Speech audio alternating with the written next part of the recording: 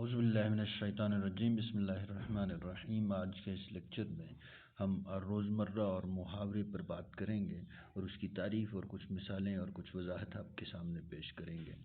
سب سے پہلے ہم روزمرہ کی بات کرتے ہیں کہ روزمرہ سے کیا مراد ہے۔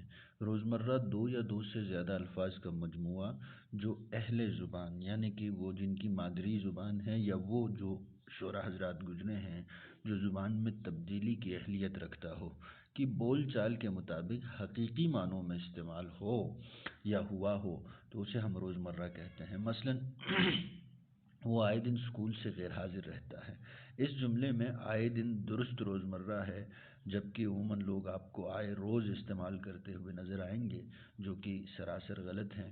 جیسے ایک اور مثال میں پیش کروں، روز روز کی جگہ آپ دن نہیں کر سکتے، روز ہی اہل زبان کی بول چال کے مطابق ہے۔ اس کے بعد ہم محاورے پہ بات کریں گے کہ محاورہ کیا ہے، محاورے کی تعریف کیا ہے۔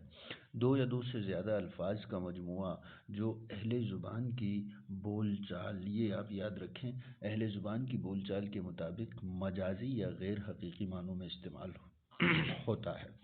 مثلا سر چڑھ کر بولنا یا سر پر چڑھنا کے معنی، سر پر چڑھنا کے معنی سر کے اوپر چڑھنا ہے، جبکہ مجازی معنوں میں اس سے مراد گستاخ ہیں۔ اسی طرح غم کھانا کھانے سے مراد یہ ہے کہ کسی چیز کو یا کھانے کی چیز کو خلق سے نیچے اتارنے کو کھانا کہتے ہیں، لیکن غم کھانا، غم کوئی ڈش یا پلیٹ پہ سجی ہوئی کوئی چیز تو نہیں ہے، لیکن غم میں مبتلا ہونا، غمگین ہونا، اسے ہم غم کھانا کہتے ہیں۔ اسی طرح آپ کو کئی اور مثالیں بھی مل سکتی ہیں، جیسے آنسو پینا یا کہہ لیں نقل اتارنا وغیرہ وغیرہ۔